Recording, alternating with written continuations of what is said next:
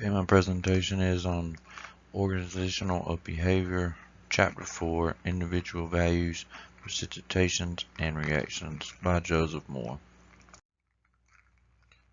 How attitudes are formed. Attitudes are formed by various sources. They include personal values, experiences, and personalities. Cognition, the knowledge a person presumes to have about something, which is also includes problem solving, reasoning, memory, attention, and precipitation. Affect is a person's feelings towards something, and also put a slide up. As you can see, affects also can also deal with emotions as well, because that tells you how people are actually feeling. You can be happy, enthusiastic, sulking, sad, mad. There's all kind of different feelings.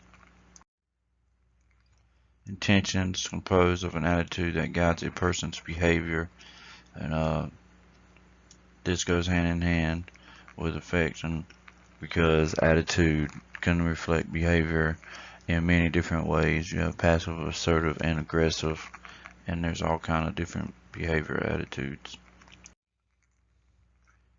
Key work-related attitudes consist of job satisfaction, organizational commitments, and employee engagement. And in the next few slides, we will go over this. Job satisfaction consists of different things. I put up a slide instead of doing definitions and just having a bunch of stuff because it's kind of self-explanatory. This is a good one. You set goals, you suppress them, you celebrate, repeat. This is all part of job satisfaction.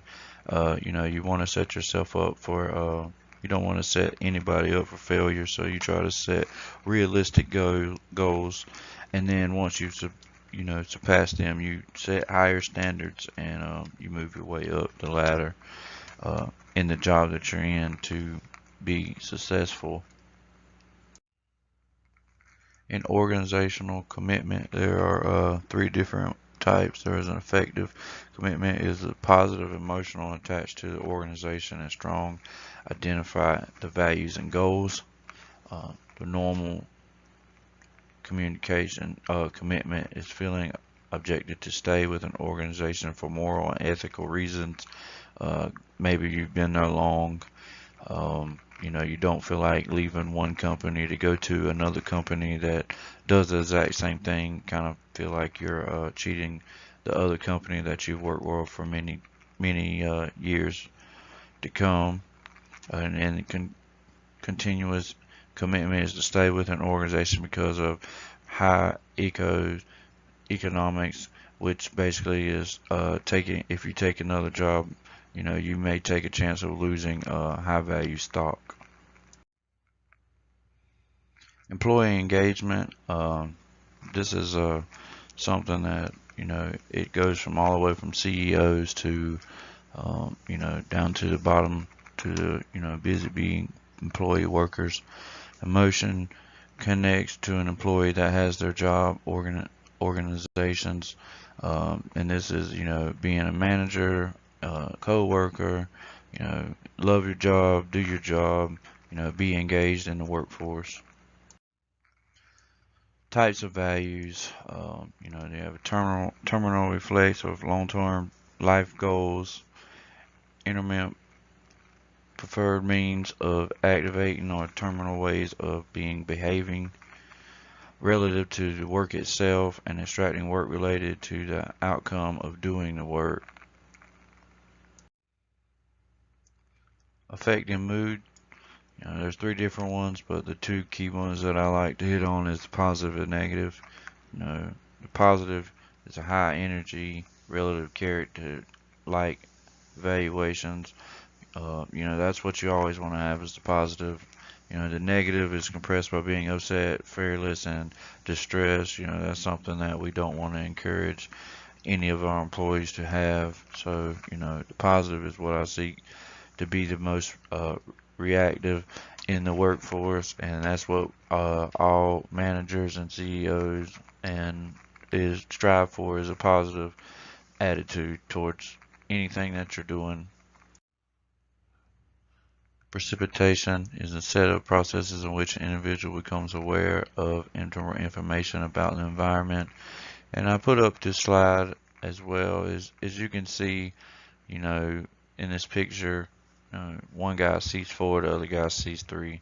So, you know, precipitation can can throw the eye off. So it's something that you have to focus on and always get insight from others and look at all points and views as you're looking at something.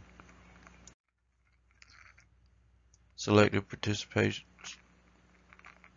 is a process of screening out information that are uncomfortable with, that contradicts our beliefs. So, you know, these are your values and beliefs. So, you know, there's certain things that some people, you know, won't take in as far as religion and things like that nature, and it also can be valued in the workforce as well. Stereotyping, the procedure of categorizing or labeling people based on a single attribute. You know, I just listed a few. There are multiple, multiple reasons to stereotype, and people do it every day, all day. The main number one is race, you know, but you know, it could be skin color, clothes, where they're from, how they talk, you know, how much money they have, what class, you know, they feel that they're in, and there are multiple ways of stereotype. Fairness, 3 different ones.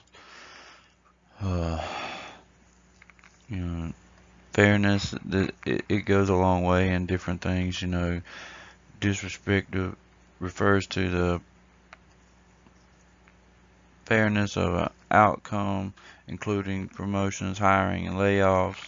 You know, uh, procedures used to generate the outcome, which you know could be JSAs or SOPs.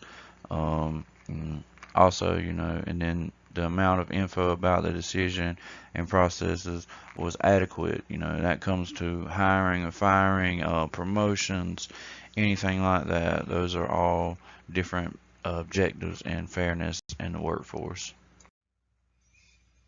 My last one, but not least, the trust. You know, expectation that another person will not act and take advantage of us regarding of our abilities to monitor and control them. You know, this consists of everyone, as I put, you know, managers, CEOs, co-workers, family members. You know, this is something that, you know, it's earned, but it also can be quickly taken away. And as middle managers, upper management, you know, if we're in these roles, you know, our co-workers, employees look up to us to, you know, trust us to guide them and be a leader, and something that we all need to focus on doing more of. This is my reference page. I used the book Organizational Behavior, Managing People in Organizations, Google Search, Bing Search, and Google Images. Thank you.